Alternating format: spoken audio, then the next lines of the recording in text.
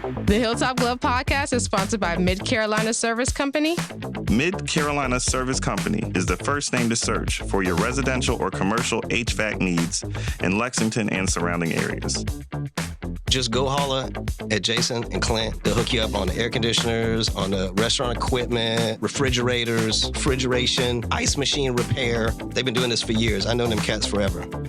Family owned and operated since 2006, they pride themselves in their quality work and customer relationships. Call 803-356-4153 or visit midcarolinaserviceco.com for a no obligation quote for service today.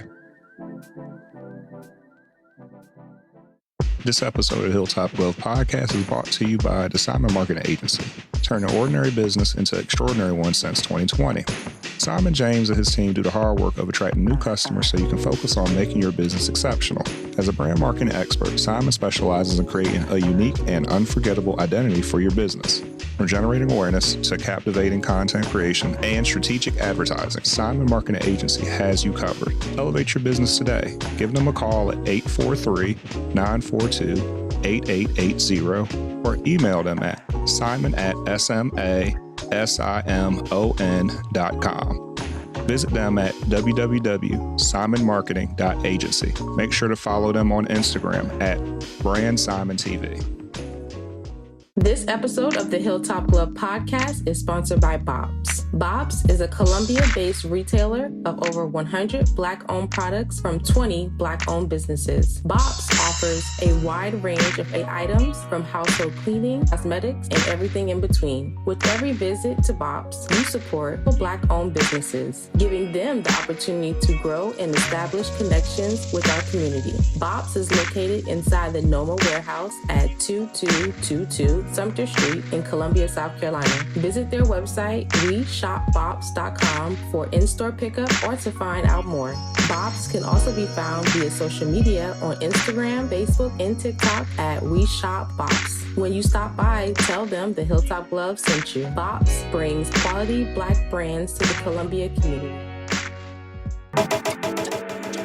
The Hilltop Glove Podcast is sponsored by True Brilliance Entertainment. True Brilliance is a production, promotions, and management company dedicated to connecting artists and producers across the Carolinas to music industry professionals.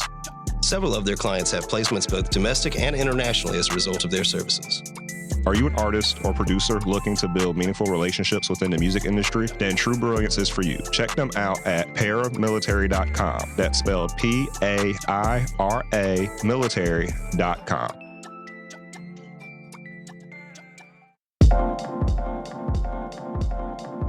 Welcome to the Hilltop Glove Podcast.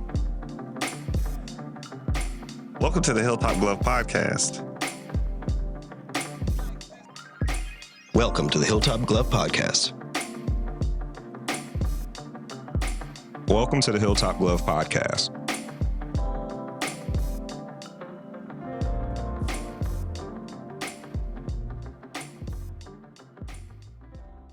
The Hilltop Glove Podcast. Hello and welcome to the Hilltop Glove Podcast. Today's episode is going to be an exciting one as we have the pleasure of speaking with MIDIMarc, a hip-hop/soul producer and recording engineer from Hopkins, South Carolina.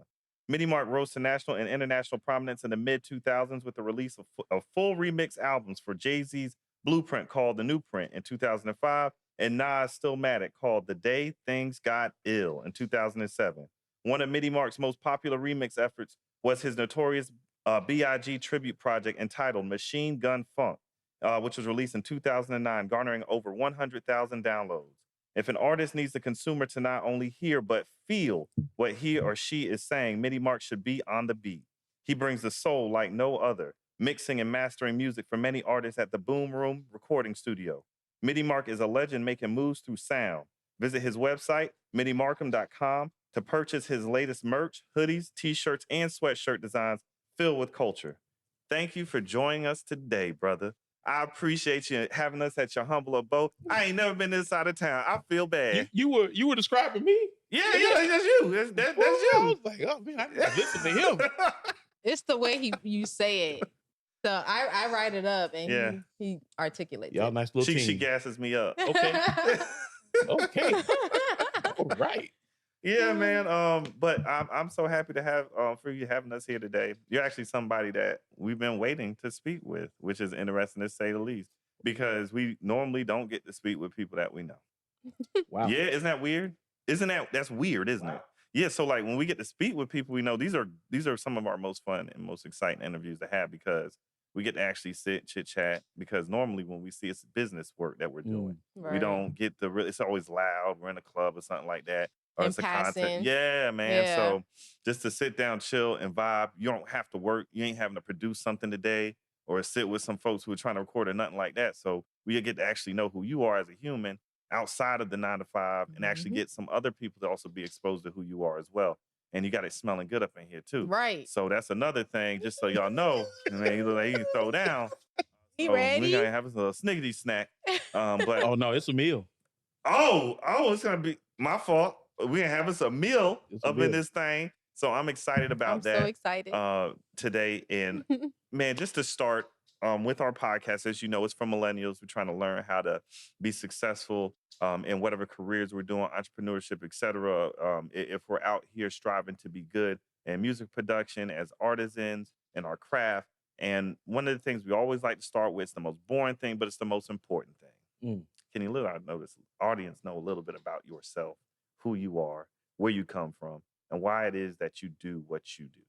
Okay. Well, I'm MIDIMarc. I'm from Hopkins, South Carolina.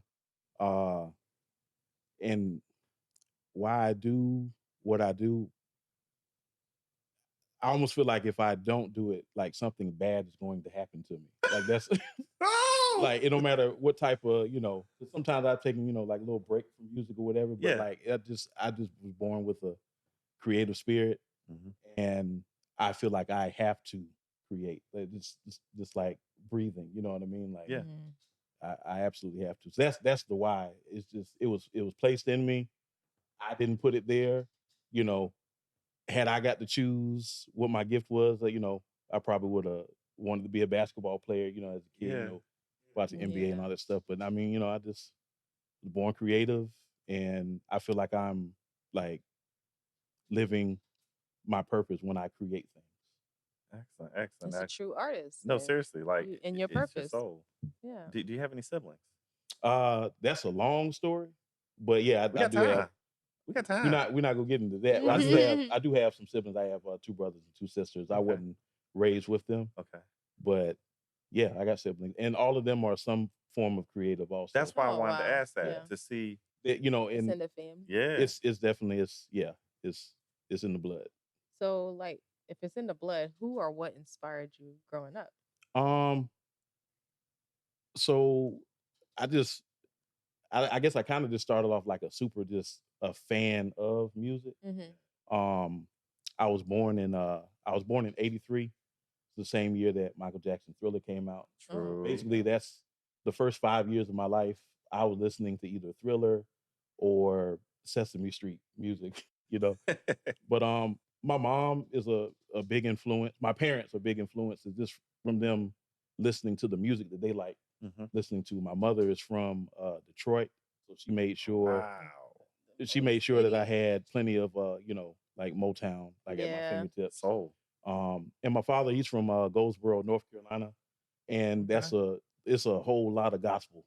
Yeah, I was about to say, happening, yeah. So gospel, and he had some secular music also, like some a lot of he liked funk music. Okay. And, so like as soon as I was old enough to like put a record on a turntable, I was going through my parents' records and just listening to the stuff that they had. Speaking of records, you have a ton of records here. You see a couple of records out here. No. Got some silvers. I got David Ruffin up here. What is Looking your nice. first record that you received? Do you remember? Yeah, it was Michael Jackson Thriller. Oh. Yeah. He's not lying. That Thriller. Right. I mean, he was born in the year of Thriller, man. Thriller had the entire world in the chokehold. Yeah, it's the number one selling album. That's all the radio was playing.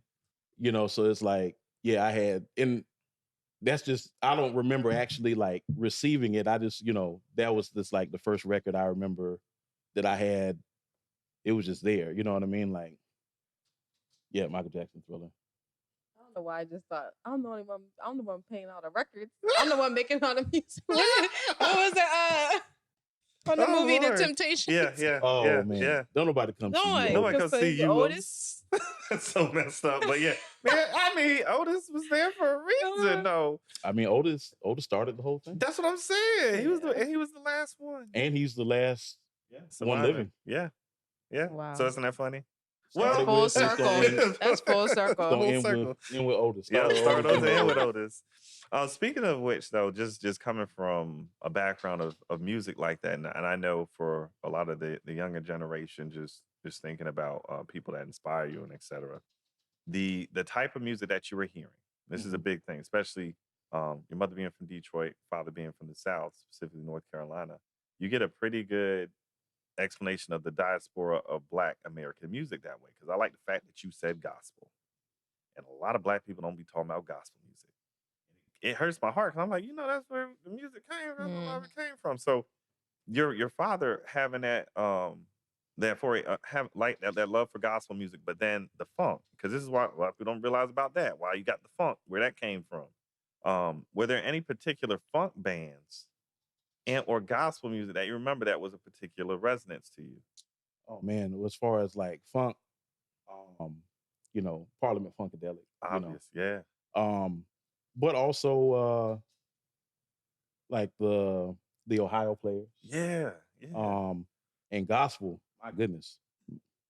Because like I said, like gospel, that was his, he had other music he listened to, but gospel was his thing. So like Andre Crouch, Mahalia Jackson. Thank you. Aretha Franklin gospel. Yes. Every mass choir. All of the, they all the states got a mass choir. Gosh darn it. So if you don't know, all of the mass choirs, the Mighty Clouds of Joy. Yo, that's what my grandma used to play. She put that tape in on the way to church, y'all. And I used to wonder, what are the Mighty Clouds? Mighty Clouds of Joy. It was good. It made you feel good. Made you feel good. Yeah. And I mean, I grew up in church, at Friendship Baptist, which is in Hopkins over there by the high school. Shout out. And I mean, like my first memories of like going to church, like I remember the music. I don't remember the sermon. Good point. But the music, that piqued my interest. And it had an effect on you, obviously, because like the music, I always tell people about gospel music too. It gives you this feeling. It's almost, not to say it's better than the sermon, but it uplifts even the person who doesn't understand the sermon. Right. It reaches you in a place where almost just like the reason for stained glass in a church is to make sure those who are illiterate could understand what was being taught in the Bible. Did you know that? I did not know that. That's amazing. Yeah, it was for the people who could not read or write. So you'd go and you would read the stories, i.e. in the stained glass. That's why the artisan part of the church is so important. That's why I had to ask you about gospel music, because specifically for Black folks, that's where we get our major singers from. They came from the church. Right. Yeah. So a lot of that music that we see that is so tied to us, the stuff that we, especially as a hip hop person, that's why I'm asking you this specifically, because as sampling, right? A lot of music that we're getting, the soul music, the funk music, et cetera, that stuff came from people who were from the church. And so you can see the reason why it was so important to have that. And also that was one of our first organizational areas was the church as Black folks. So it's very important to tie that in, because a lot of us young folks, they don't know that it's a digital world. The music to them is just straight 808s and hi-hats. Right. And they don't realize that, the music that you're listening to, it came from a certain vibe. There's a certain culture. That's the reason why hip hop had a vibe to it of where it was supposed to be something to empower us and help raise us out of a situation that was bad at one time, very bad, coming out of the 70s and the 80s. And it was almost like we needed something to save us. And these young folks made this amazing product called hip hop, which was not just the rap and the beat, but also your B-boys, your B-girls, your graph artists, and et cetera. There's a whole culture around it. Yeah. So that's one reason why I like your music so much, because you do a good job of making sure you instill that culture in the music. And the way that you produce and et cetera shows that you have an understanding of it. I'm just sitting in your house right now, comfortable and relaxed. Yeah. When I came in, that's why I told you, I said, man, I like the music that you're going to use. Like, man, it's just an algorithm. But the algorithm is based on what you listen to. Wow. Yeah, you're right. So obviously they're like mine. So you listen to stuff that I would have banging in my eardrums on the way to school. I would have it when I was going to Lexington High, y'all. Mhm. I had that banging in my ear. I'd be listening to OC and stuff, just listening to music. Mm. And people are like, what is that? What is wrong with that brother? Why does he have his Malcolm X book out? And why does he wear slacks to school? And I play football. I'll take my little slacks and fold them up and put them in there. People like, this is a very strange and odd fellow. What a distinguished gentleman. Yeah, that's what but I'm listening to something. Just Mhm. banging in my head, listening to my music. But What's the song that you have to listen to every day? Do you good have one? question. I'm a very like mood-based person, so it depends on. It varies. Yeah, it varies. Like, so I was listening to Southern Playalistic as I, cleaning up, getting ready for y'all to come with Southern Playalistic.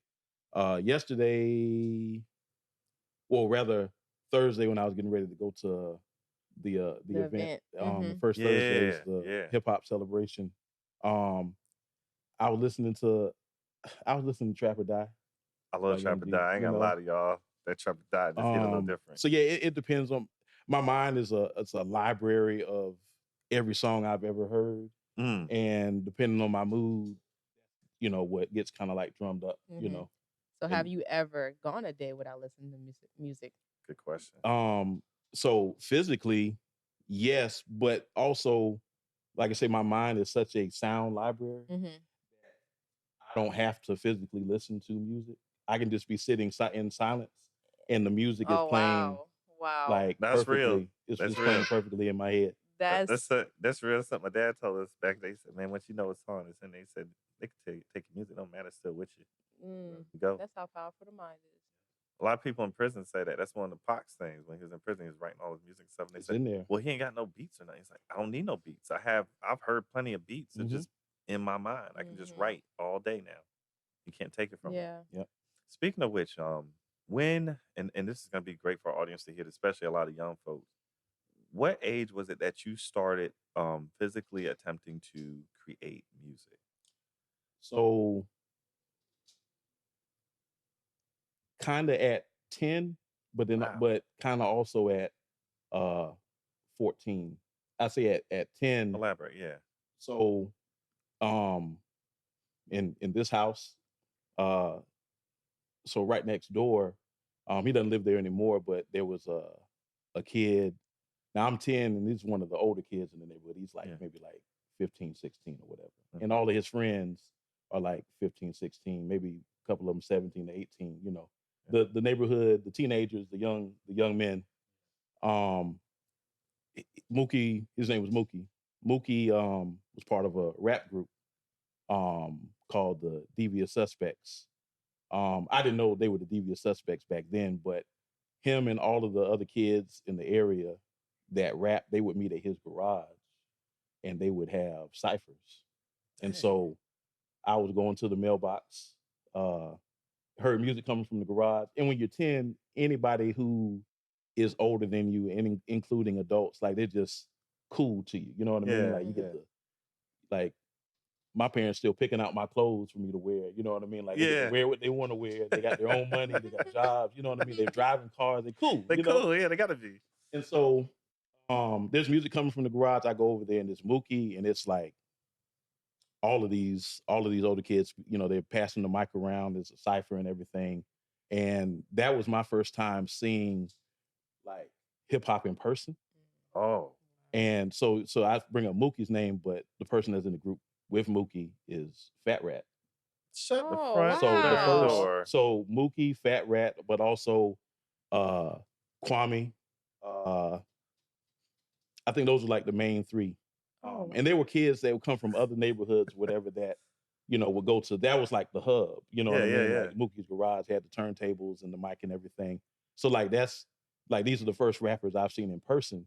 Because before that, all I'm seeing is, like rap was something that you saw on television and heard on the radio, but it wasn't anything, to me, it wasn't anything that you could actually do. Touch, taste, person. or feel. Right. So that was, as and mainly, me seeing the turntables, especially, like that's when I came home and I was trying to like record, myself scratching, on turntables that were not meant to be scratched on. Turntables were they? I done broke both of my parents' individuals. individuals. Lord Jesus, that was a big problem back in the day. It was. Did you mess any records up? Never messed any records up. Good Definitely man. messed turntables up. God. Yeah, them belt drive turntable, they ain't supposed to do certain things. So, so that's like my first time trying to like, man, just experimenting, and then also, and this is before YouTube. Mm-hmm. So it's like when hip hop was on television, which was pretty much just Yo MTV Raps Mm-hmm. and Rap City. That's it. And you could see it, in the music videos and everything.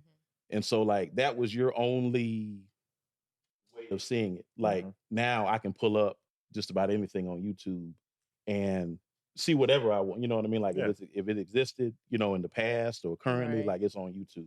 Accessible. And so, so I'm locked into like DJ Prince Ice, who was on the Big DM. Yep. Listening to Club 101. But so there's that, which is kind of like the big seed that was planted, The beginnings. And then also, I'm diving deeper into the actual music. This is the golden era of hip hop. Yeah. So like all of the classic albums are coming out, and there's a whole bunch of brand new that's happening in hip hop. We haven't started getting like repeats yet. So like everything is a new sound or expansion. Exactly. No one's biting. You can say that. There ain't no biting going on. There's no biting. Yeah. There is a little bit of biting, but that's a deeper discussion or whatever. But for the most part, everything's new and expanded and everything. And so then in 1997, when I'm 14, Wu-Tang Forever comes out. Oh. And I heard that album, and that's when I was like, oh yeah, I want to make beats. Yeah. And you knew exactly that you wanted to make beats. You wanted to. As soon as I heard, like after coming out of the intro on Wu-Tang Forever and into the first song, Reunited. Yeah. And RZA had completely like flipped his own style. He wasn't doing the same thing like he was on the other albums or whatever. So it was a new sound from him, and I was just mind blown. And I was like, this is what I want to do. I want to the same feeling that I got from hearing Reunited. Like I want to make that happen for people. So what's the process like? The process of making at that time. Yeah. At that time. At that time, so I didn't have anything to make anything. All I did have was a turntable that I didn't break yet. And I had a dual cassette. Cassette. That was like money back then. Yo, a dual cassette. But I mean, this was I had to figure it out based on that because, things are different now. Like now parents see that you can make money and a career in hip hop. And they'll invest. So, people come up to the studio, people bring their kids, they pay for their child's first studio session. They'll bring them to me or they bring them to Fat very Rack. cool. We're we're both at the Jam Room. Yeah. But it's like back then, like, you had Black parents that either went to college and got a degree or they went into the workforce and got their years in, you know what I mean, got their tenure. So saying you wanted to be a DJ, you want rap, you want make, what is making beats?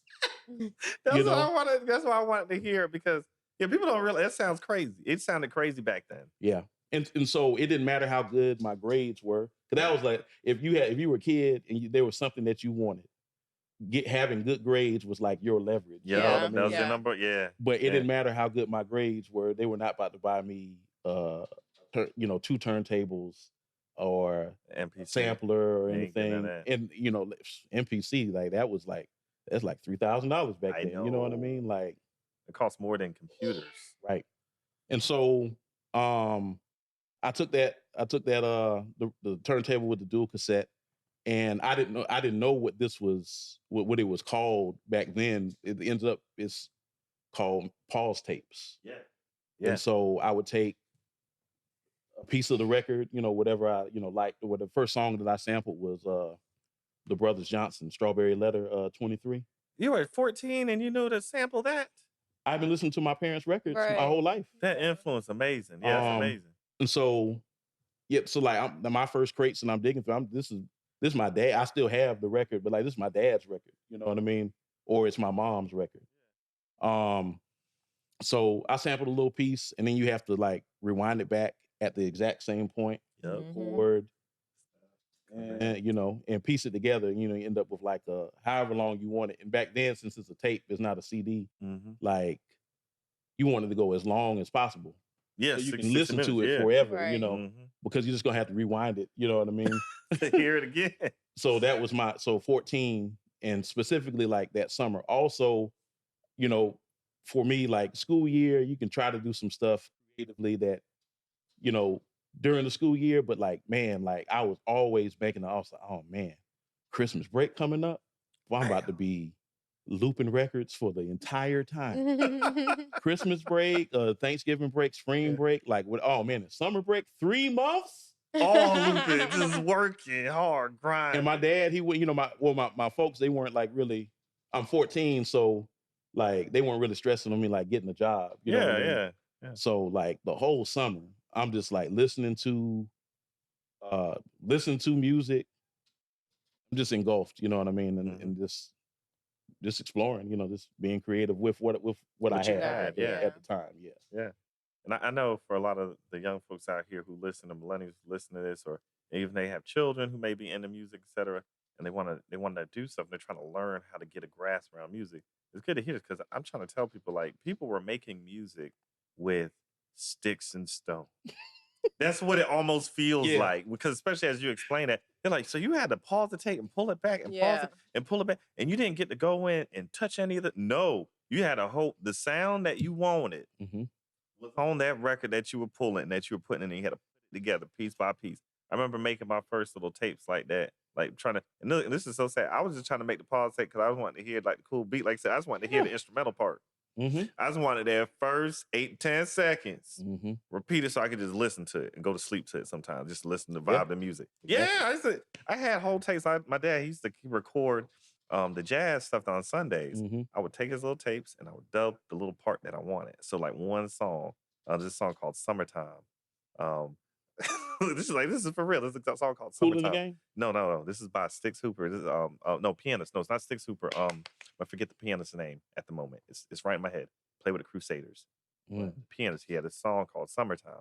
I took that tape that he had, and I got my own blank tape because I had my little money from working. Took my little blank tape. To a Max Sale. Yep. I put it in that dual side cassette, and I recorded the top both sides. That one song over and over again. My dad found that tape. He said, "Boy, you really like this song, don't you?" I was like, "Yeah."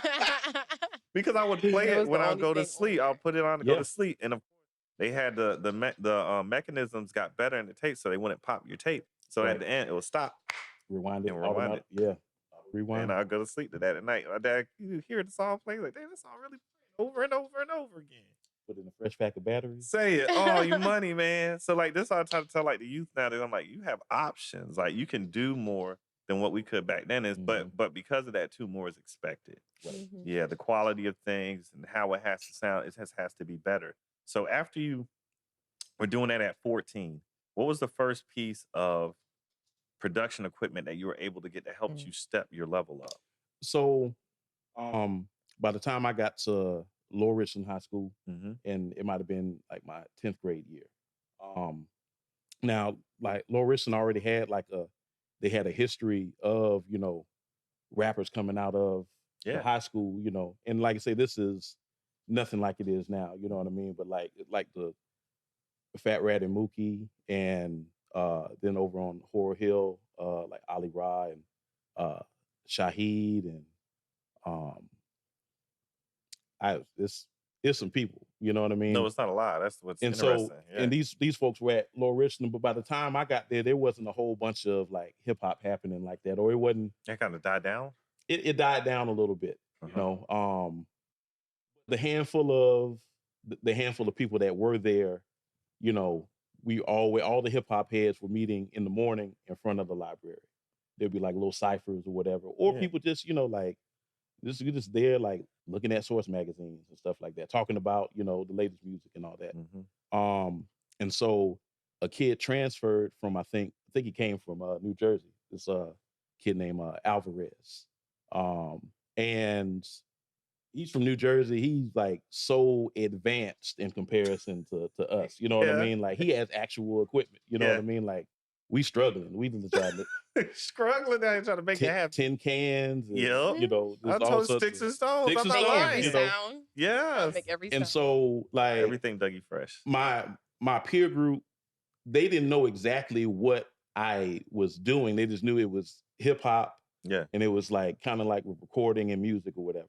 So when they found out what Alvarez was doing, they were like, "Oh, you need to meet Markham." Yeah. And so they put us together or whatever, and we, started kicking it or whatever. And he was staying on Fort Jackson. This is before 9/11. This is like 1999, you know. That makes a And, difference. Yeah. Like Fort Jackson, of course, is big, but we're not far from Fort Jackson. It's like right around the corner. Yeah. And I mentioned it's pre 9/11 because like you could just go on base. There was no security checks like that. You know? So him and his family were on Fort Jackson.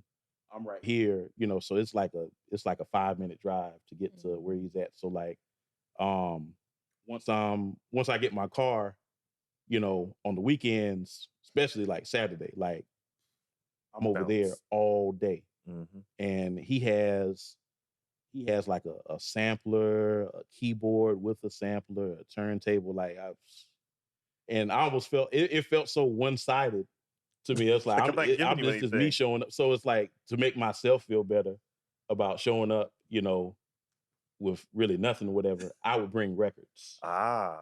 And so that's how, so I take my records over there, we'd sample stuff.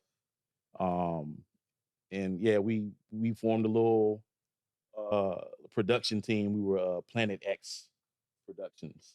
Oh.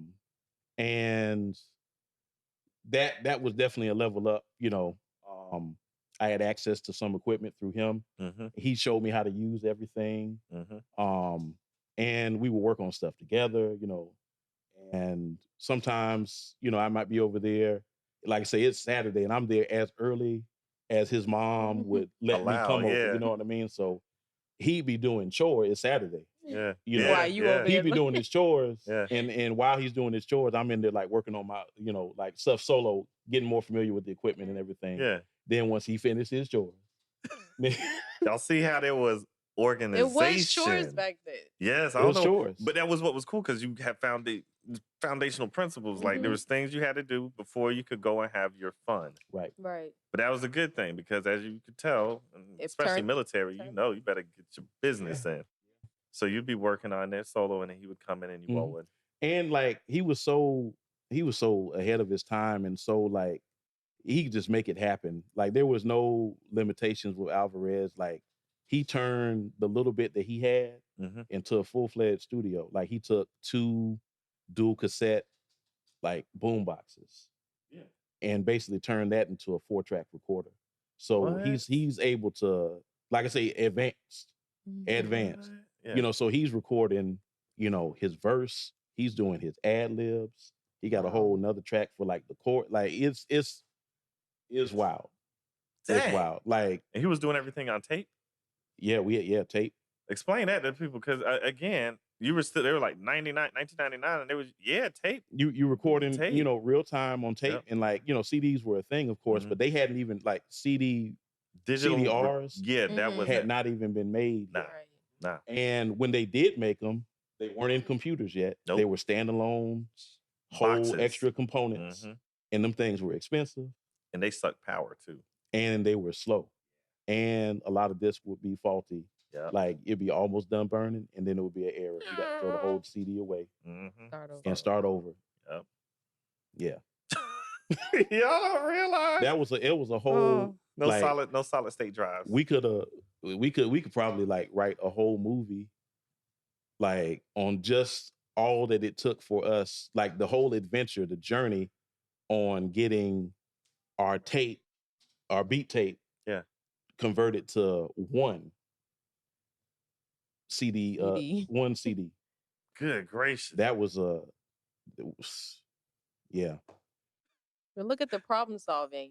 Back in the day, I feel like we had to problem solve a lot more. Yeah, it's definitely gonna like make you MacGyver status. You gonna use the noodle. Yep. Trying to figure it out. All of the things, from musically, but and also, like how do I get this? You guys are basically also having to I was like, engineer. yeah, like I said, night lighting as engineers. Mm-hmm. There's an interview that 21 Savage did with on what's my guy's name from up from New York, battle rapper, mess his podcast name up. But he was in this interview and they were talking about the difference between the old generation of music producers and artists and then the new ones. And he said the big thing is like they don't need CDs. He was like, all they need is a username and a password, and you can get to their music, and their music can get to you because you got a telephone. Mm-hmm. He said back in the day, you had to have what? CDs, because you had to get the physical CD printed, prepped, and taken to people so they could hear it, which means you also more than likely needed a radio.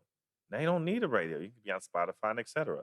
And for people to understand what I mean, but like the big difference is to me, and from understanding and getting to see the analog to digital conversion is the amount of work, hours, and resources into something. Meaning, just like with good wine, when you put a lot of work into good wine, it has a value to it that when you take a sip of it, you're going to savor it.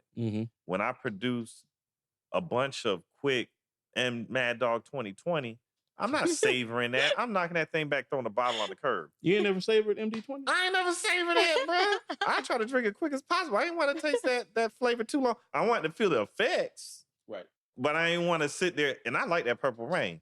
It's the way you look. This is how bad. This bad. Like, oh, he like one. He got a flavor he like. But yeah, I like the Purple Rain. But I didn't want to savor it per se, like I would a good glass of Pinot Noir that I spent $120 on. You know. I think if somebody presented to you, you know, some and you know what, like MD20 just cheapens the whole thing. If somebody presented to you some Mogan David 2020 in a nice crystal glass, you know, he would savor it. You would have a whole different I know the approach. smell. I'm too. Come on, bro. You know I drink. I drink I know it. the smell. I got a specific flavor that I like. Yeah, you in deep. You see what I'm saying? So that's where I'm coming from. Like in a sense, like you know what it is. I'm like, okay, I know that this person put in this much work and effort. They're gonna treat that work like their baby, right? Well, then, like also along with that, so we talk about like the work that went into just making the music, but also from the consumer, from the consumer standpoint, like you had to go to hip hop. Oh, I see. You had to go to hip hop periodicals to find out the release date, or maybe listen to the radio station, or there weren't a whole bunch of places to go for the information, So you went to the programs, like I said, your MTV Raps, Rap City, the magazines, the Source. I remember Double XL. Double XL eventually, You had the Ozone, you had the regional. Yeah, hip-hop. yeah. And then you had to get into your car or catch a ride. Good point. To the nearest record store. Good point. And it was a while before you could trust someplace like Target. You know what I mean? Like you had to go to a record store because if you went to Target or Walmart, you're gonna end up with a weird version of the song that you want to hear. Back that Zazz up. Wow. Yes, this is a version that was bought from Walmart because we really wanted that track when it came out. We bought it. We were playing it. Wait, what? He said, "Girl, you look good. Won't you back that Zazz up?" I said, "Zazz? What's Zazz?" Oh, I didn't know that. No, that's a good point. Yeah, He's right. It was rough. But so for us on this side of town, we went to Sounds Familiar is no longer open. Yeah. Sounds Familiar Records on the location on Rosewood, like right by Midlands Tech. Okay. On the Beltline campus. Yeah. You're right. That's what you would have. And then if the CD is really good or if the tape is really good, it might be sold out. So maybe in the heat of the moment, you say, this is if you're driving, or it's you and one of your friends or whatever. You're like, all right, let's go to this record store. Because also we don't got cell phones yet. Right. Good. So great point. Since you're already out, hard. I forgot how hard. Since you're already out, it's like, okay, let's go check out here. Maybe they got it. You know what I mean?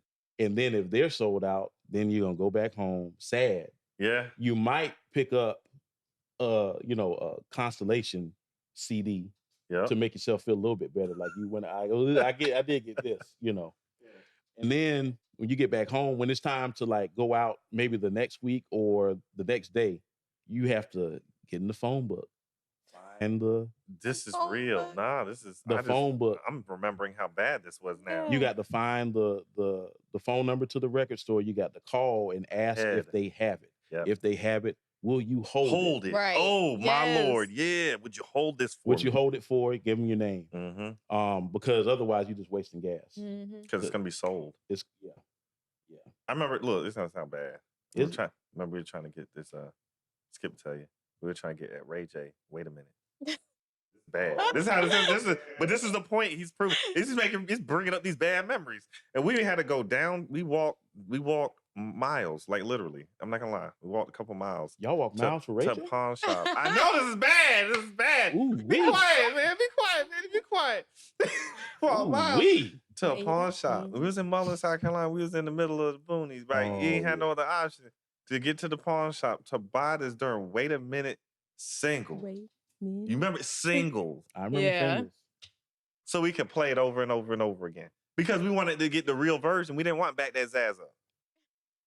You see how bad it was? Them children, I'm trying to tell them nowadays. They lucky. I appreciate that vulnerability that you did. That woo-wee.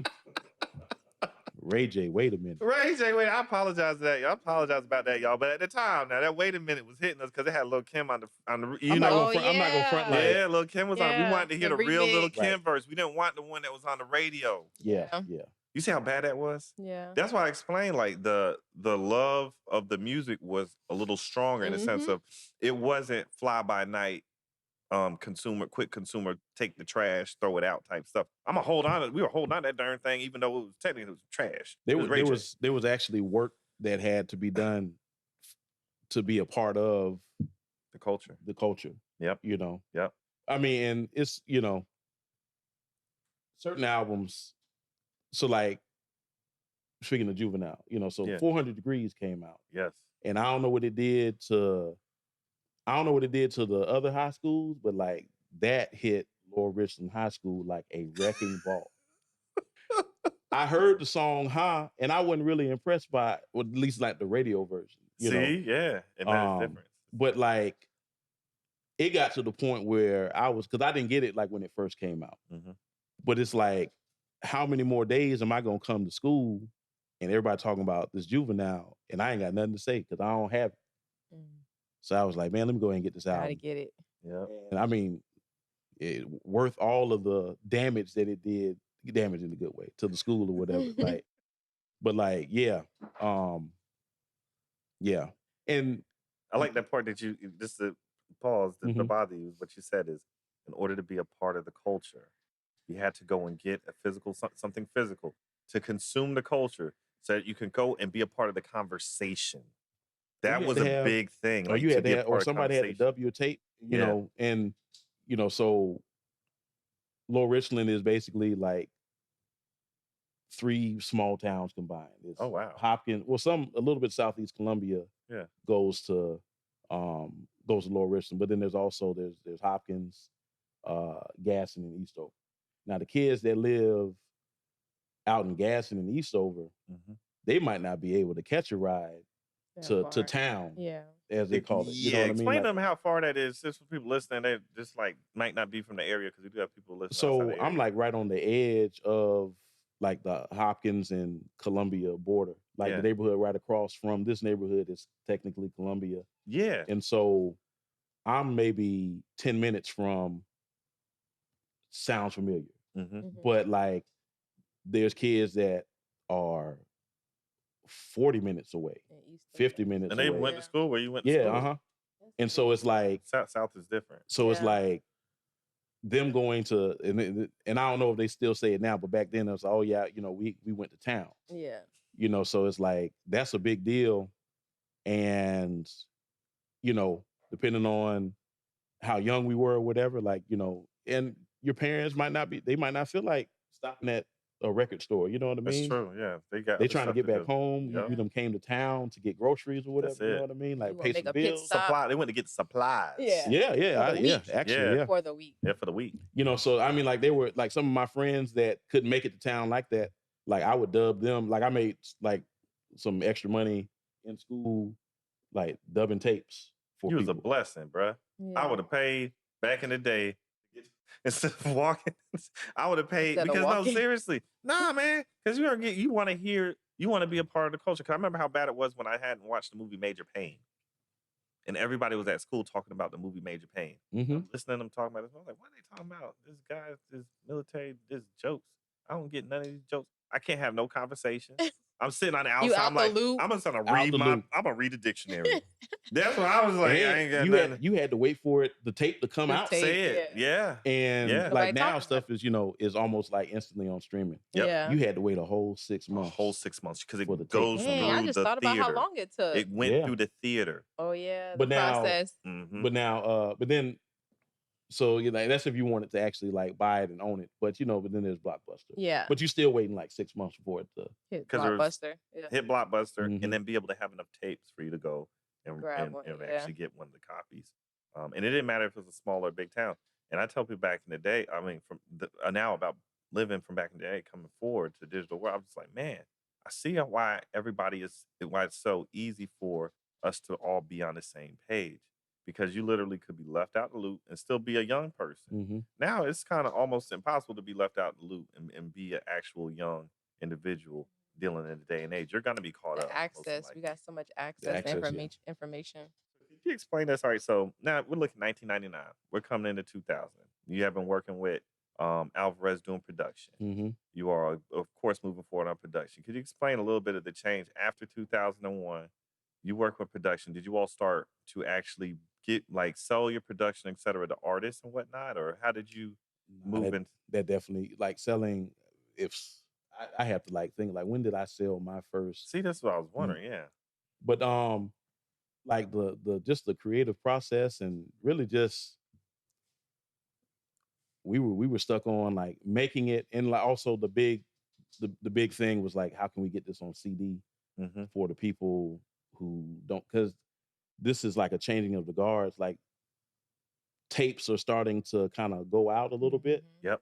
Not completely, because like people still you would have if you had a CD deck. That was big in high school. You were doing. Yeah. Yeah. And don't mess around and have like one of the little faces that detach. You get to walk. That was better than a two-way pager. Hey, you selling drugs? Yep, you got to be. You got to be. You got to be. You got to be. 6 CD changer, 8 CD changer with the faceplate removed. But so like most of my friends and myself included, like we had what they call the car kit. Okay. You got your portable CD player, and coming out of the headphone jack. Oh, I forgot about that. There was a little tape. The line going into the thing that's shaped like a tape to fit into your tape player. Yep. So then that's how you're able to play CDs if you only have a tape deck. Yeah. But then also you're playing it on your portable, you hit a speed bump. Boop. Right. Skip it. Tell them, explain this skipping thing, this skipping phenomenon that caught Milli Vanilli. Then they started they started making them, but those were expensive CD players that had the the anti-skip on it or whatever. But so with the tape, we were going around. Well, and also so Alvarez, he eventually went to a different high school. Okay. He switched to Richard Northeast. Oh wow. Which wasn't because like I say, was he still living on base? He was still living on base, but like we cut through Fort Jackson to get to Northeast. Like we wanted to go to because quick way. Wow. And by this time I-77 was built, but like in the early 90s, I-77 hadn't been built yet. True. So we went through Fort Jackson to get to Decker. You could drive. This is why he was trying to tell you the difference. Oh, that back before road. 2001. Okay. Why this is now you can't drive through there. And so him going to Northeast, like he was probably closer to Richland Northeast High School than he was to Lower Richland. Yeah. Okay. But like I say, Fort Jackson is pretty central, for this area, So you know, we would still meet up and work on stuff on Saturdays and everything. And, you know, whatever we worked on that weekend, we got the new tape. And so me wanting to, because, you know, my friends that do have cars, you know, they got the speaker boxes, Yeah. you know, in the trunk and everything. So I want to hear what does bass sound like? So I'm running up to cars after school, you know what I mean? Like, hey man, put this in real quick. I just want to hear.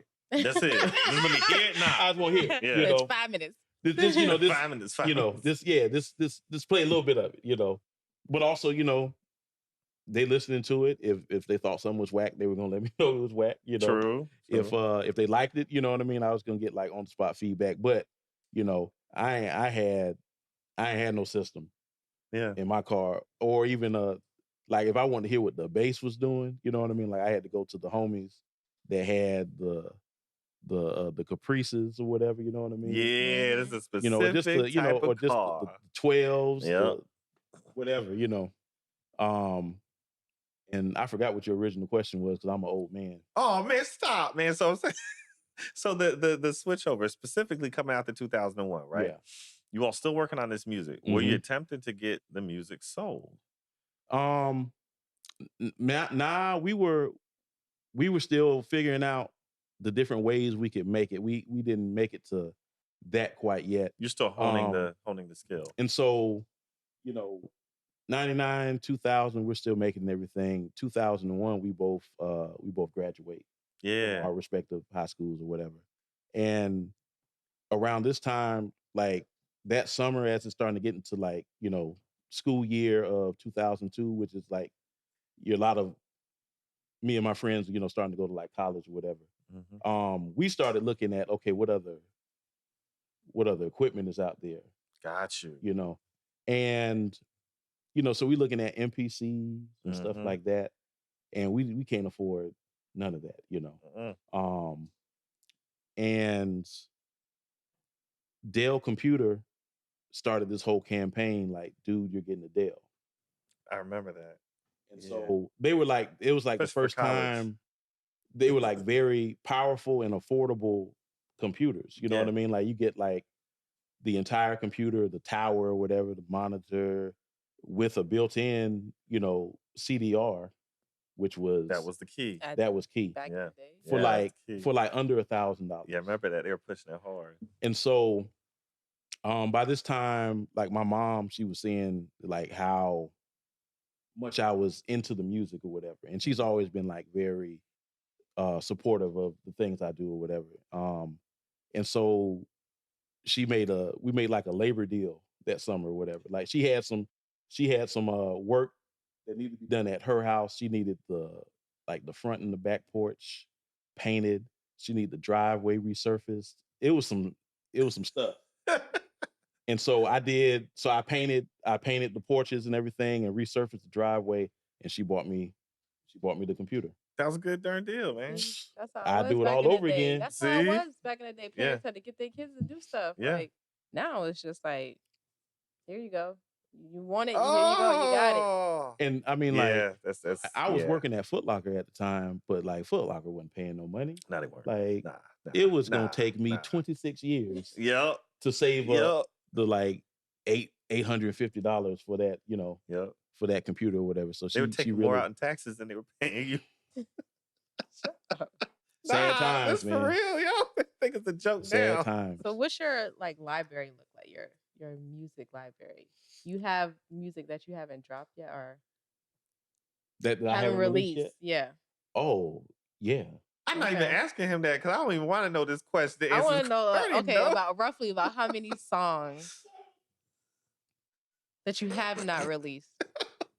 So I'm actually like I'm like recording more like songs, I actually, you know, like complete songs, whatever. But as far as like beats, like I could release instrumental albums every quarter. Yeah, I already know. Like that's what I'm saying. Yeah, for the next decade. Yeah. Wow. Oh yeah, every quarter, and it'll all be nice. It'd be something on there that you would like. So there's definitely because man, like once I started like getting my tools or whatever, and when when Kanye dropped College Dropout, and when the song Spaceship, Yeah. and he had that line about like lock yourself away making 5 beats a day for 3 summers. Yeah. Like I took that as a personal challenge, and I was like, well, he's doing 5 beats a day. I need to be doing 10 beats a day. You know what I mean? Mhm. And so that was like a huge. That's still a motivating line, Mhm. but especially back then with me, like wanting to like really starting to like start work with artists and everything, or even just match the drive of the people that I look up to, so that's when, and I have a vault of beats, and like there's a lot that got made, in that era between, I think College Dropout came out in 03. Mhm.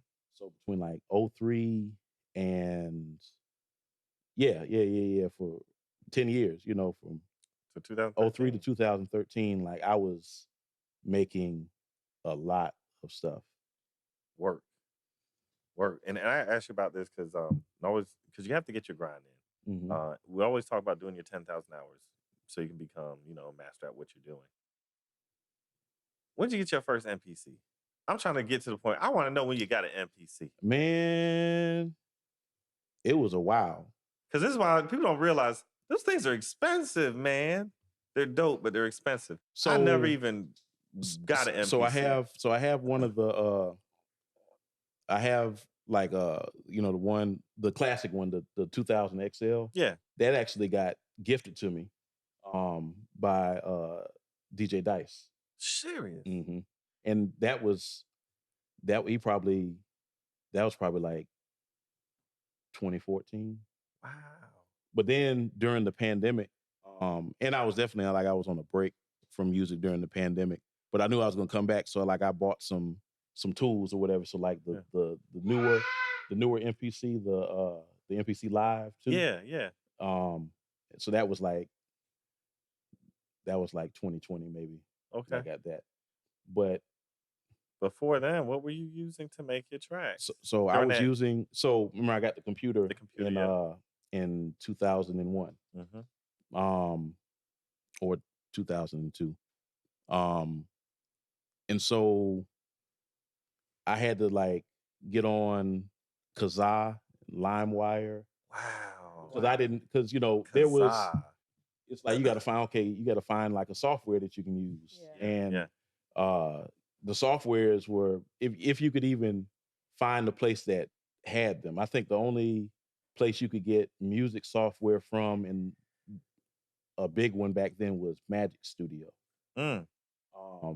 Magic Studio, but so like I would download the pirated version off of LimeWire, BearShare, Share, something like that. Yeah. And then you got to try to find like a good copy that's not going to immediately crash your computer. Good point. Yes. And so I landed on a program called Acid Pro. Yeah. And SoundForge. I remember SoundForge. Yeah. And FL Studio. Well, it was Fruity Loops back then. Fruity Loops. It was version 3. Don't know. Version 3. Version 3. That was that version. And so then, I ended up, all of them were working, so I would just, import a song and just see what I could do with it. And was pretty much, because once again, no YouTube. Yeah.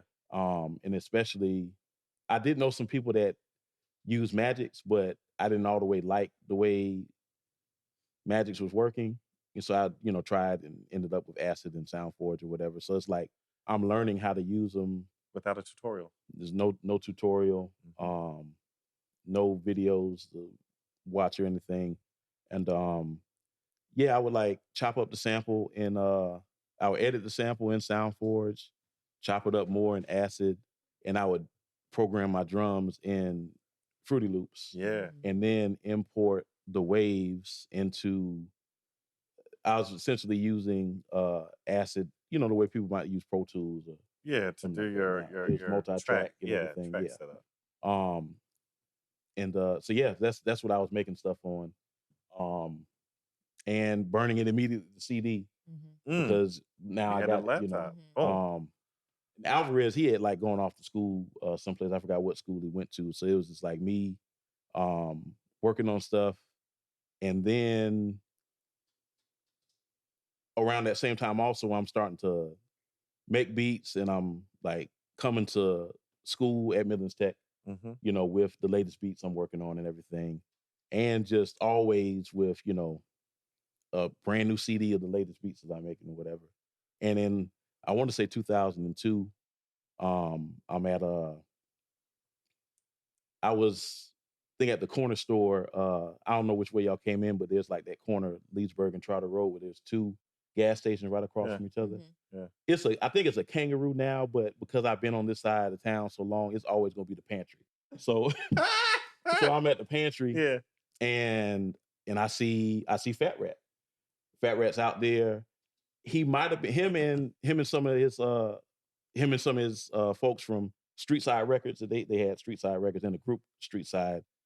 They might have been out there selling CDs because this is still very much the, you know, selling music out the trunk era and everything. They might have been out there selling CDs, or he might have just been like stopped in for some cigarettes or something like that or whatever. But either way, I stopped him. I was like, "Hey, what's going on? You might not remember me, but you know, I lived next door to Mookie back in the day. And he remembered me, and I told him I was making beats.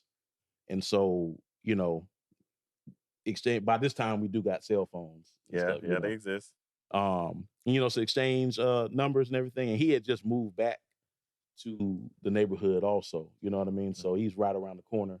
And so we set it up and I went over there and started letting him hear beats and did that for a while. He would just always, you know, be ready to check out the latest stuff that I made and everything. And like I might have been a little bit of a pest because like I might have like I might have not always like called before I stopped by. Let's see the call there. What's up, man? You got time to hear some beats? That's how you put energy, man. You're excited. And he actually, cause like, so this is important also, like stepping into like the computer era of making beats or whatever. There's no longer sample limits as far as like time. Oh yeah, on traditional samplers, you got like 8 seconds of time. Exactly. We had to get creative on, you know, how we could max out this 10 seconds. That's like your drums take up time, the actual sample take up time. And so now I got an unlimited amount of sampling time.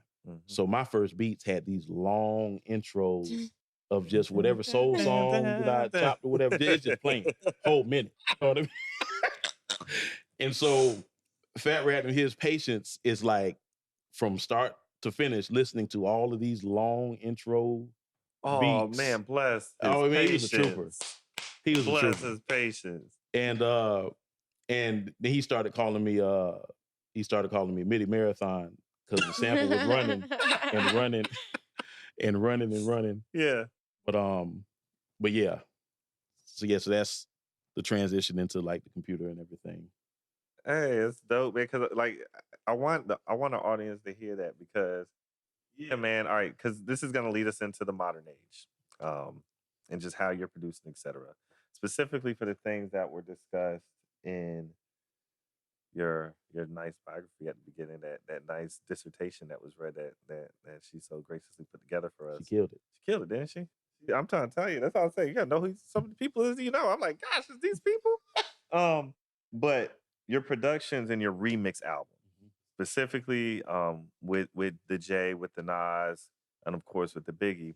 If you could just explain to our audience some of the machinations behind that, how you came up with the desire to work on these projects, because those projects, those are almost like, those are love projects. Like you technically can't just be waiting to receive payment for them, et cetera, because you're remixing these things. But if you could explain how you went about those processes between those different albums, what sparked you to do it, and also just some of the accolades that you were able to receive. There was a lot that happened in that era in my youth that there wasn't really a plan. It's just the idea to do it popped into my head, or somehow however the idea came to me, or I saw somebody else do it, and I was like, I think I could do that and more. And I was just, you know,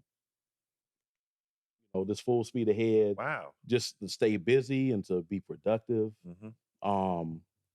And well, today they call that content creation. That's what they call it. Yeah. But back then it's like, and also it was the beginning of like being able to share music online. Yeah. Because by the time, the computers and the CDRs and everything were out, like, and the internet starting to mature a little bit more, there's like websites, there's places you can go to upload your music, like in like SoundCloud. Right. I'm sorry, not SoundCloud, SoundClick. Yeah, before SoundCloud. Before SoundCloud, SoundClick. And like also, and this is also pre MySpace. This is pre social media. Yeah, you didn't have a place there was to no make a social page. media. Yeah. So websites would have chat rooms and like message boards. And by this time, I'm entertaining the idea of like mailing CDs, demos off to like record labels and everything. I had to go to there was like there was a book that had like addresses to like some of the record labels or whatever, and I had to go to the public library for access to this book. Wow. And so I'm like blindly mailing off like demos and everything, but then also like I'm going to these record labels, like I'm going to their websites, to their chat rooms, message boards and everything, and I'm like sharing my SoundClick links because I had beats uploaded to my SoundClick and everything. And that was kind of, SoundClick is the beginning of me like selling beats. Got you. Okay. This before there was BeatStars like there's now. SoundClick, you could sell, you could be now it had a producer community, but also like if you were a rapper and you had some whatever genre of music, you go there and post your music and people could buy digitally your music. You could sell like physical CDs off. Also. How do they pay you?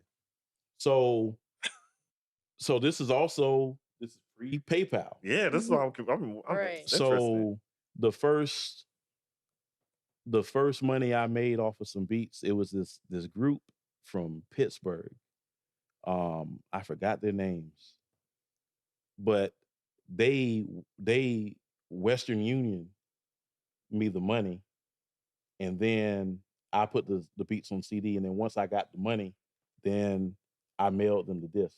That's a lot of trust. Because, and now, somebody hearing this might say, why don't you just email it? Because you only had but like 3 megabytes of space to email. Y'all anything. don't realize. So like, let's y'all say, got it easy. What if you were an artist? What's a roughly price for beats? Like, if I'm purchasing beats, like what's the? Give us a then and then a now. Yeah. I mean, it's art.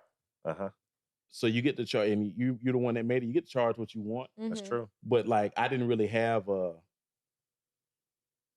there was nobody I really could look to, like how much are they charging for their beats or whatever. Like, also, I'm young. I got this little raggedy Foot Locker check. You know what I mean? Anything better. And I'm just excited that man, y'all want to. Well, for one, like y'all are from Pittsburgh. Yeah. And y'all want to rap over these beats or whatever. Like I might have sold them like 4 beats for $100. That feels about right. Like 4 beats for $100. And what about now? Like what's like now I do I got like an hourly rate. Okay. It's like $100 an hour for custom production. Yeah. But like I say, you get to charge what you want. Now, you can pull a Wu-Tang and sell that album for $1 million if you want. And that's another big difference between then and now. Because the culture itself has proven that it has a track record for being influential. So thus your music, it can end up on a commercial. It could be in a Target commercial. It could be in a Target. It could be on a Target commercial. Right. Yeah. It could be used in the Olympics. Of course, we know they use it for sporting events, et cetera, all the time. It could be sold anywhere. So that is interesting to hear because I remember back in the day before you had your BeatStar and stuff like that, I was always asking people, so how are you selling your music? Like, how do you give cash to hand for beat without the person being there with you? And people were literally sending checks in Western Union. This would be in the In the mail. mail. Yeah. And you would have to trust that the person would then send you the product. Did you ever have any hiccups with that? Oh man, yeah, there was one time, and I was, a little too trusting. Mm-hmm. And the person said that they sent the Western Union or whatever. It's like, oh yeah, it should be there in a minute or whatever. And so I'm like, oh cool, I'll go on ahead and mail the CD. Oh no. And Western Union never came through. And you can't get the mail out. Yeah. That's crazy how much time has changed since then. And It's- then You can It's in reverse there. payments nowadays. You Yeah. could stop. You could do they all. they track everything. They track it all. Yeah. But yeah, but around that same time, and who knows, I need to go back and look, like, when did PayPal actually like start? Because what prompted me to look for another way was that situation. And I ended up finding, okay, there's this PayPal thing, you know what I mean? Yeah, secure So payments. you can link it to your bank account and everything. And also, that was a way, and that was a way for, people to make their eBay purchases. eBay is that was a Start big getting big, Yeah, yeah. but it worked for both of that. And so now, you know who was there at the beginning of PayPal? Who? Elon Musk. Yeah, he was Old there. Muskie. He wanted to call it X back then, I believe it. and it didn't happen, Yikes. thankfully. But go ahead. But yeah, let's see, PayPal, eBay. Where was I going? I'm an old man. I got to walk myself back to it. PayPal to the eBay, and we're getting to, because you were making your first money, you had some issues, some hiccups in there. You asked about, like, going into like the remixes and Yes, everything. yes. So 2003,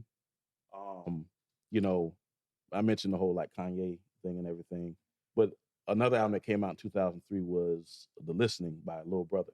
Oh yeah. And like, it's in there so one is dope. Mm-hmm. Two, they're from North Carolina. Not too far away. Three, their producers using Fruity Loops also. Yes, that was a big thing. So I'm immediately a Ninth Wonder fan. Mm-hmm. And so that was like very inspirational. You know what I mean? I got some like we're using the same stuff. We're both in the Carolinas. Mm-hmm. Like, that was definitely like somebody that I looked up to. And I was already doing like some remixing, like one-off tracks here and there. Cause also, like, now you can use AI and make acapellas. True. Back then, if the acapella, it was a while before we even figured out how to do the DIY, the do-it-yourself acapellas, which is a weird process. I won't even go into that. You don't have to do it anymore. And it's still, you get stems. Huh? Too. You got these stems nowadays.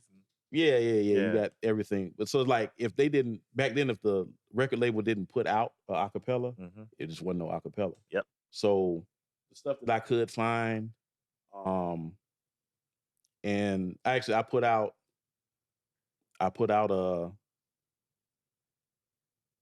did I call it? I called it Southern Comfort. It was like maybe my first mixtape.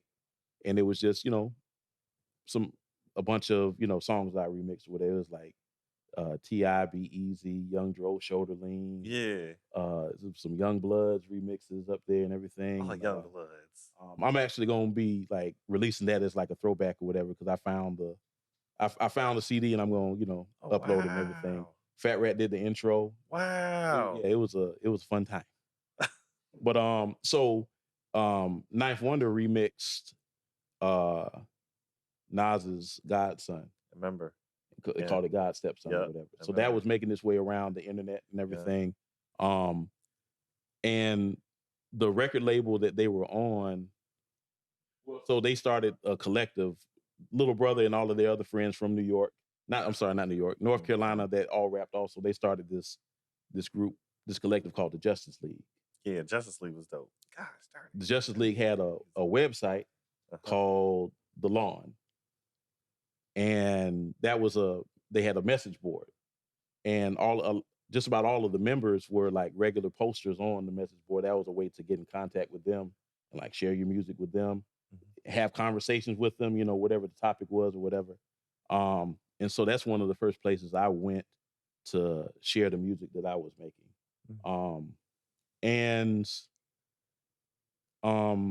So Knife put out God's Stepson. It was great and everything. And so I don't remember how I got my hands or if somebody sent me the acapellas for the Blueprint. I was about to ask you, how did you? Yeah, I don't remember how I got a get in hold your of that. hands? But also, like, I would scour the internet for samples, like all sorts of stuff, you know, albums. While this is also happening, mainstream music is kind of taking a tank. So if you did have access to a computer and the internet and knew about, you know, different places to go, because like now you're able to get exposed to, you know, like-minded, for lack of a better term, like-minded people doing hip-hop music from anywhere in the world, really, or other side of the country, you know, and you get to like, y'all get to share, you know. So I might have found the Blueprint acapellas on some blog, somebody that posted, you know, people were posting all sorts of like links for you to like download zip folders and everything. Yeah, that's a different era. Oh man, era's different. And I got a hold of it, and I remember getting on, because we weren't using Google yet. I remember getting on Yahoo to see if is there anybody else that has anybody remixed the Blueprint, really, you know what I mean? And I didn't see anything up there, and so I got busy, and you know, and maybe in like a weekend. Seriously, yeah. I locked in because like I wanted to be kind of like the first. You know what I Yeah, mean? to hit. I wanted to have the best because people are starting to remix. Like remix culture took a whole, you know, another like lift off. One, and not just Knife Wonder doing God's Stepson. You also had Danger Mouse. Good point. Yeah. Danger Mouse was remixing all sorts of like crazy stuff or whatever. So I wanted to have the best, and I wanted to be the first if I could, you know. And so DJ Dice, like I had him he was doing graphic design. He still does graphic design, but I just had like a idea of, this is the original. I actually just, you know, redesigned the cover, but the original one was basically like, you know, Blueprint kind of like crossed out, and then the new print, and I forced my name in there, MIDIMarc, you know what I mean? And you know, I didn't do all of the songs. So I like crossed out the songs that I didn't do for the back cover or whatever. Put some logos up there, like that had nothing to do with anything. It was a little bit of like, it was funny. It was an inside joke, but then also like ended up, people thought that I had like some actual sponsorships or whatever. Like there was an MTV logo that I put on the back. Shut the front door, man. Shut the front door. So people like, yo, MTV rocking with this? And I didn't volunteer any information. No, or I'm not whatever. gonna I was tell like, you anything. yeah, man, yeah, you know, yeah, you know, they rock with me. They rocking with it, you know what I mean? Yeah, MTV. What you about to do? Yeah, You with it? You with it or you not? Yeah. Right. Yeah. And so and put it on, shared it on like the Justice League message boards. Yeah.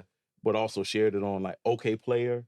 Oh my They had their message boards. That was a place. Like you can mess around, like if you wanted to, you get in an argument with Questlove. Yep, right there. You know, right there on the spot. You know what I mean? Before he was they got these arguing, little rooms and stuff now that they got. I forget what they call it, little chat rooms. The chat room. Yeah, before all that. Okay, you get in a whole argument with you get in a whole argument with Questlove on the he on always the OK up for Player argument though. board. He's always up for it. But and so I posted it on that. And what I didn't know, which ended up, you know, working for me, I'm not, you know, there's people from all over the world coming to this place, and maybe they don't comment, but it's like, should you throw a link up there? They gonna click. They gonna click. They gonna click. You know, and they might post some feedback. You know, I definitely, you know, there were more clicks, you know, on the link than there were like feedback or whatever. Mm-hmm. And the people that are downloading, you know, this remix album, they got blogs of their own. True. This is like the beginning of the blog era. Mm-hmm. And they're posting it on their blog. It's spreading. Free So- exposure. Wildfire. Yeah. So it's like, after a while, like that was like the first one. Cause, and also, it's Jay-Z. And it's like, you got to have, like, people to this day still say that, like, that's his best album. Yeah. And if it's not his best, like, it's one of his best albums. It's some of his best work. And, it got vintage Kanye and Just Blaze and everything. Like, there was together. There was a whole era that kind of got ushered in off of that album. Yeah. And it led right into, because they had the takeover on it. Yeah. Which led right into Stillmatic. You know what I mean? That is true. That's very true. So that was like, I couldn't tell, because I hadn't figured it out yet, like how to have it where I do how many people were clicking on. Because I was using like Mega Upload. Yeah, the metrics. You couldn't get the metrics. So like I was using Mega Upload or like Z Share or the different, links where you could like zip stuff up and everything. But I could tell something was happening because I signed into my MySpace page and, the number of plays. And also I got like Jay-Z, I got however many I could upload to my MySpace, like on, the player or whatever. And I'm getting all these wild friend requests. The numbers were just like, you know what I mean? So I'm like, wow, like people are listening. They're responding. So I saw what it did for Danger Mouse, Ninth Wonder. I'm trying to be in the mix with that also. Yeah. And so then I just start looking for other, like, what else can I remix? Mm-hmm.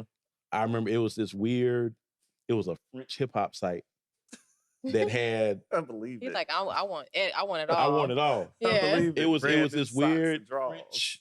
I say it was weird, but it was really just French. I couldn't understand everything, but I saw that they had. I don't even know how they got them.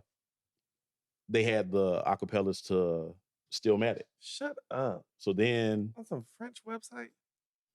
I downloaded it, and once again I got busy, and I'm it was gonna like this. sample that. I got busy. Back then, like I'm a lot more calculated and considerate when it comes to like composing anything now these days. But back then, give me a weekend, and it's the whole thing is done or whatever. I had a manager at the time, Jonathan Masters, and he knew this graphic designer that did the original, artwork for it, which is pretty much like the same artwork, but the background, the cities is like on fire, is like almost like this So apocalyptic. he knew the person that did the background art, the art for the. No, he had somebody like redo. Oh, they did redid it for you, cover. fresh. They redid the album cover for me.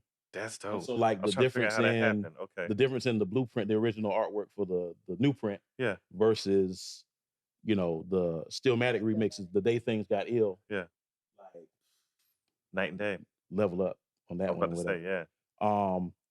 That ended up making it onto Hip Hop DX, which was another, great bit of exposure. But then there was also so there's a whole bunch of things that kind of like collide or like overlap or whatever. So you talked about like the MySpace era. So this is the MySpace era going into the blog era and also going into the mixtape era.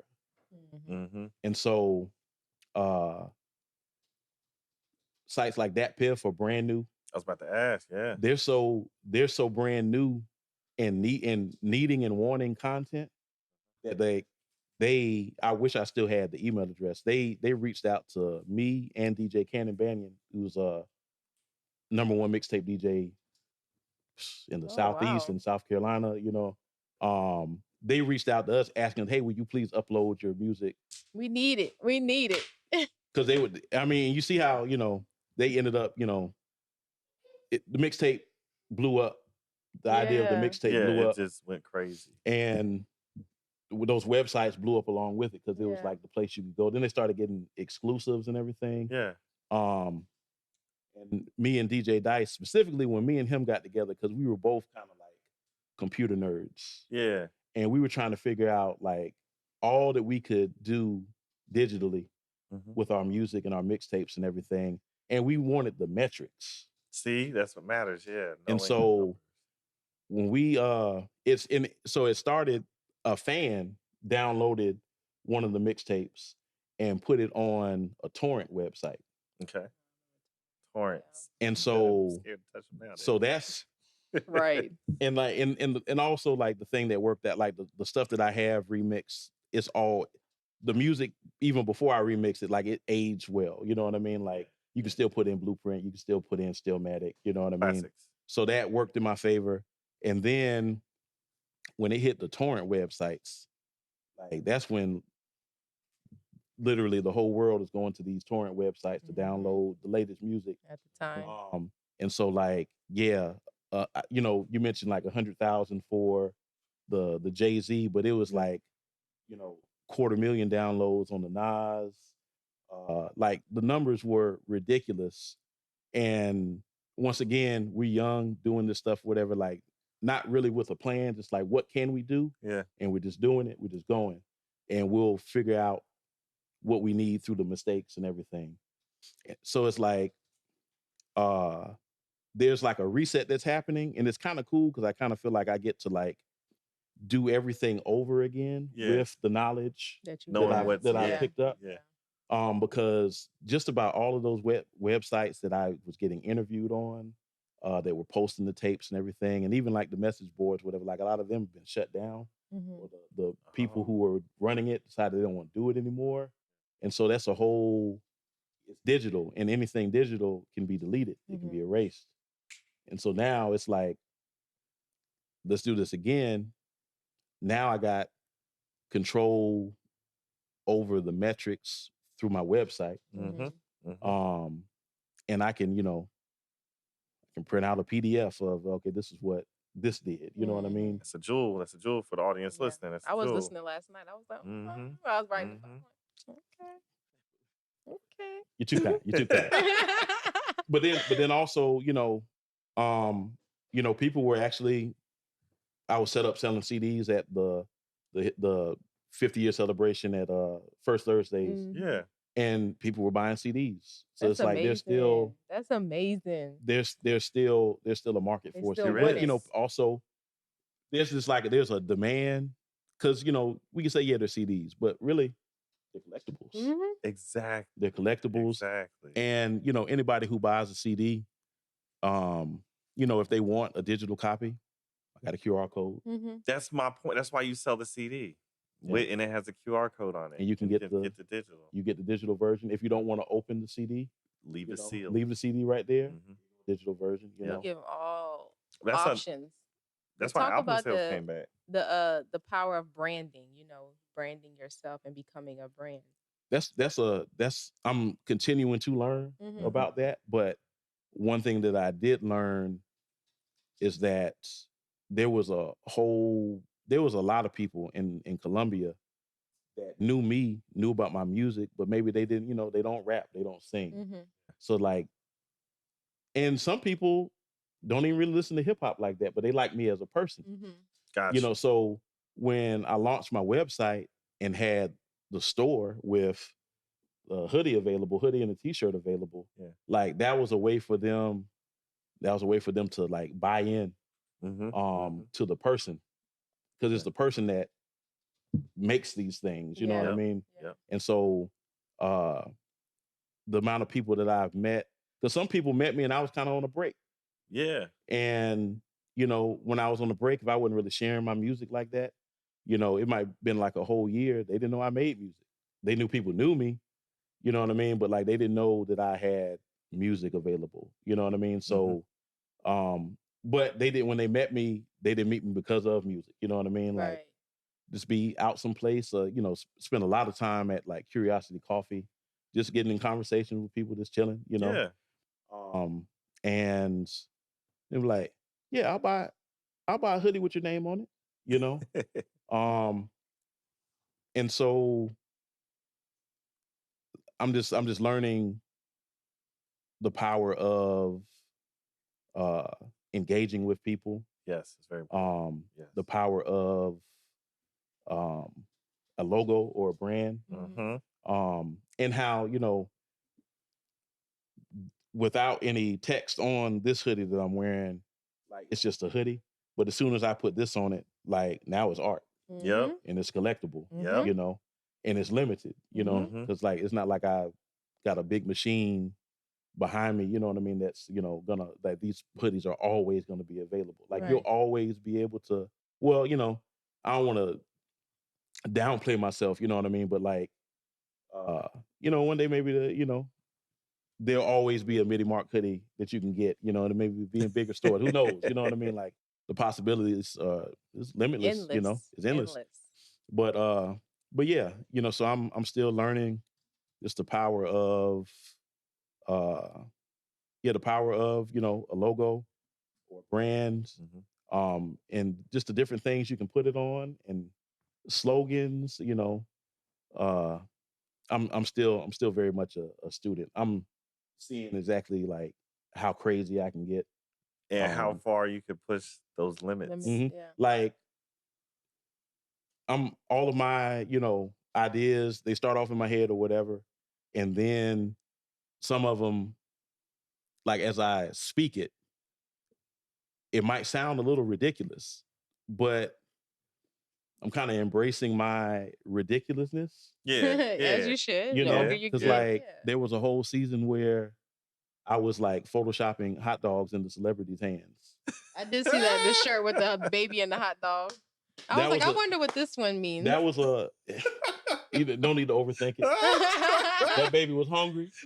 He was reaching for the hot dog. Yeah. But I mean, in like that ridiculousness ended up turning into, like a whole addition to or expansion of like hot dog culture. Like me and my friends, like we don't call them hot dogs anymore. We call them pigeons. And we had, and I had a pigeon party. I had 3 pigeon parties at the War Mouth. We just got together. We ate hot dogs. There was music playing. I want to come to a pigeon party. I'll let you know when the next one is. Yeah, man. My wife always beats me up about it. She said, "You love these damn." I say, "Yeah, I don't care. This is one of my favorite things." You a pigeon lover. I'm a pigeon lover, man. I'm not gonna lie. A pigeon pal. A pigeon pal. Oh, I like that. See, now you got me on it. There you go. But so just embracing my ideas, Yeah. Like they literally come from a higher power. When your birthday? Ether. When your birthday? January 28th. Aquarius or Aquarius. Yeah. Aquarius. They literally come for from. That question. It took a little longer than I expected. You don't come off as an Aquarius. Look at her. This is her thing. If you haven't, I've been trying to pick up on what I think your sign would be, but that's why I just had to ask you because I had no clue. Well, I've seen stuff talking about like who's an Aquarius with a moon and something, you know what I mean? Like, yeah. And so it seems complex. It is very complex. Yeah, it's a little higher level. But yeah, just embracing my ideas. Like my ideas come from God. Like, especially, if I'm just sitting someplace, like the situations that lead into an idea, I feel like, yeah, God is throwing me a seed, you know what I mean? Yeah. And water. Vessel. So no matter how crazy it seems, like the Grits sweatshirt, I literally had a photo shoot for Grits here. Like I called my partner Brody Porterfield, who was a very talented photographer and musician, and I told him, I was like, "Hey man, you feel like coming over and taking pictures of the perfect bowl of grits?" And I got a lot of friends. I got a lot of friends that support my crazy ideas, and the hoodie, the sweatshirt is nice. It's dope. You got to see it on the website. It's nice. So he came through. I made the perfect pot of grits with the butter. Oh yeah, that butter was strategically placed, and he was snapping as it was like dripping down the side and everything. And yeah, so like that's a actual, the bowl of grits on the grits shirt is a actual bowl of grits that I made that Brody Porterfield took the pictures for. It's like, was it, and the bowl of grits was consumed? Oh man, see, this is real. It ain't fake. It ain't not even wasted. There was, food. There might have been some bacon involved. What? There might have been some eggs involved also. It messing me up. Okay. And Focus, yeah, all it was a good focus. it was a good time. But yeah, little stuff like that, you know what I mean? Like no matter how, you know, crazy the idea seems or whatever, like I'm But gonna that's go good. for You it. still execute your ideas. Yeah, You that's see what the I'm saying? point. You don't just like Yes. let them linger. You're like, no, we just need to get done. Yeah, It doesn't Yeah, get stuck get up out my here. head. Yeah. right. Do you have any upcoming projects that we should be on the lookout for? Man, me and Fat Rat got something special in the works. Hey. Me and DJ Dice and DJ Cannon Banyan, like who like I met Banyan like pretty early on, but like he started doing mixtapes and I started making remixes. Mm-hmm. And so then my remixes had a home. If I remixed one of the latest current song or whatever, like it had a Place spot for the drop. immediately on one of Cannon Banyan's mixtapes. Dice came into the fold, was making mixtapes, same situation with that. And so like we kind of were like a team during the mixtape era. And you know, life was lifing for a little while. We kind of separated for a little while. Mm-hmm. But like we all back. Dice was with me at the past couple of pop-ups or whatever, selling Oh, dope. CDs. We put out Big X the Plug mixtape. He's an artist out of Dallas. I was Oh. listening to it last Okay. night. Okay. See? I Yeah. had to learn something Yeah. about you. I was like, I gotta Yeah. listen. I gotta know who So, I'm yeah, talking so- to. So Mhm. it's some special things happening with Fat Rat, special things happening with DJ Dice, DJ Cannon Banyan. There's a R&B artist I've been working with, Gianna Shea. Her project is done, and you know, figuring out what's next with that, you know. But there's more remixes, you know. Send them our way. After the microphones cut off and everything, while we're eating some of this chicken pog that I made. Yeah. So I'm You know, waiting for I'll it. play some of Yeah, play it. I'll play some of the new stuff. Yeah. Oh, Sugar We got Shack. the first. Not the we got Sugar the Shack. scoop. Yeah. We got the scoop. Y'all ain't ready for it yet. But you got to send it to us so we can put it on our playlist. Okay. When Yeah. time comes, when time comes for the release. I was listening to an album earlier and it gave me some ideas. Yeah, I'll be sending y'all some stuff. Yes. Please do. Yes. Please do. Yeah, we love that. And one last question. We're gonna get on it so we can enjoy this food because we gotta wrap up. Do you take a break? And when you take a break, how do you make sure you live in life and not just working? So that's interesting. It's like I left corporate America. Yeah. And now, you know, I'm a small business owner, Uh-huh. full-time creative. Uh-huh. And so I do have to like keep myself on task because I can get distracted by something simple as just like a new Netflix show. You know what I mean? Just binge watch it. And you know, and Let's working stay from here. home and home being comfortable, Yeah. you know. It's hard to separate. So, but then like when I am working on music, or cooking, Mm-hmm. like because I enjoy it so much, it doesn't feel like work. Yeah. But you know, I guess something that I do to balance things out is like I do spend some like good quality time with my friends. Good. So yeah, that's something I do in quality time with my friends, with my mom. Yeah. You know, and because man, there was a lot of that I missed out on when I was, you know, when I was working my job. Damn. And there would have, you know, I put it this way, it was a lot more difficult and challenging to put priority on things like that because of the whole, you know, the busyness, the rat race. You remember how the world was before COVID shut everything down. Yeah. Nobody was ever home. Nope. You know, everything was so busy and just everything 12-hour work days and everything. And so yeah. And so that's something I do to keep balance. It's quality time with my friends. We like our audience to hear that because Yeah. it's something important for them to understand how Especially to. millennials. Oh my Lord Jesus! Because Yeah. we've been taught not to do that. We don't technically have downtime. Mhm. So it's good to hear that.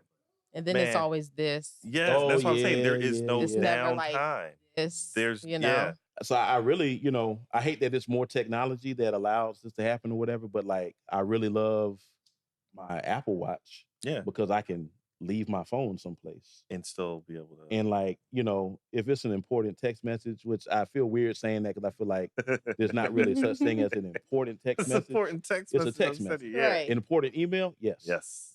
But that's good. text It's business. message, Yeah. You know what I mean? Yeah. Like not, but either way, So yeah, but I don't have to, occasionally doing this, which I don't do that as much as I would this anytime it lights up, Yep. So I do appreciate that, because that's definitely the phone is a distraction.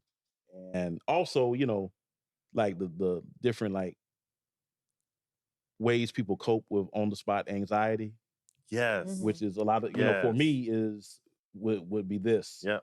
Yep.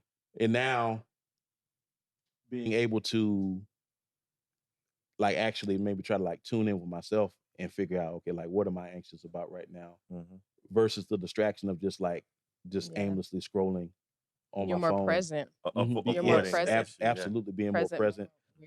And even like, which has been like which formed a habit of not always picking up my phone. I don't even know if I even picked it up while we were having this conversation, because we so proud of you. You did not. You're not to look at it. Thank you. Yeah, I you did appreciate it. You that. did it. Yeah, I really do. Yeah. Because like, we can't see ourselves, you know what I mean? So like there's, areas where maybe I could give myself a pat on the back, but I can't see it. Yeah. So you need people So that, you know what I mean? Say, you know what you did? Yeah. Y'all gave me a round of applause. Yeah. We like the people we sit. See, Look, if we sit down and talk with you, we probably like you. we don't. That's why I tell people it's not that we're definitely not funny style in whatever we do, but we aren't going to sit down with somebody just for clout. Yeah. Right. And You we know what want I to mean? support you any way we can. Like, Yeah. that's what we do. We Yeah, love we're to good support. people. We were raised by good people. I tell people all the time, like I have some real quality folks behind me. I didn't just pop up here by myself. You came from good stock. Good stuff. As Good they stuff. say. Yeah, man. Yeah. So where can people find you on social media? All the socials, yes. Website. So I'm on Instagram at MIDIMarcum. That's MIDIMarcum. My name is Markham. It's kind of like that was my way of bridging the two things, whatever. Like MIDI, like MIDI has always been like the music or whatever, but like there's all of these things, the other things that I do creatively that is Markham. You know what I mean? So yeah. And also when I was going for the MIDIMarc domain, it was taken already. What? So I was like, well, I got to do something. So MIDIMarcum, There you go. But yeah, so I'm MIDIMarcum on Instagram. You can look up MIDIMarcum on Facebook also. And you can always go to the website, MIDIMarcum.com. Buy merch. Buy merch. Buy merch. Support. You can, hit the music tab. Yeah. Peruse. Yes. Tiptoe through the catalog. Yes. I have 29 projects available on Bandcamp. Right here, Look right at here. that Let's get right there. Right there. Oh, I'm supposed to look at the camera. That's Was I direct. supposed to be looking at the camera? No. Oh, but look that's at it just right now? Yeah. So say what I just said? Yeah. All right. You can visit MIDIMarcum.com. MIDIMarcum. Tiptoe through the catalog. Peruse. Buy merch. Hit the share button. Send it to somebody you like that might like it also. Replay it if you have to. Yes. Excellent. And as we close out, I do want to let folks know if you heard a nice little child in the background, that's Savannah. So shouts out to Savannah. She's been so good. She's been so good. Y'all don't realize she's excellent because her little friend is locked up outside and Free Rusty. Free Rusty. Free the guys. So after we finish out, we're gonna let them get some freedom because she was enjoying hanging out with her friend today. But we had to make sure we had a great conversation, so we had to control the environment. But signing out from the Hilltop Glove podcast, DJ and what? Tamaya. In the background, we got Skip. Yep. And then our esteemed guest. Oh, I'm esteemed too. Yes, you are. Ooh, wait. MIDIMarc. We're gonna have to get There your we go. autograph after I ain't after gonna this. lie, seriously. I'm I not need gonna lie. someone with your name I on already it. got my fat man. So I already got them autographs. I got my I never got my MIDIMarc. I done been encouraged. I done been round of applauded. Yeah. Now we about to get fed. Come on. So we're about to go enjoy ourselves. You enjoy yourselves. And if you have somebody that's next to you, got some family members, et cetera, friends or whatever, tell them that you love them. Please support your folks, man. Be good out there. Until next time. Peace. The Hilltop Glove Podcast.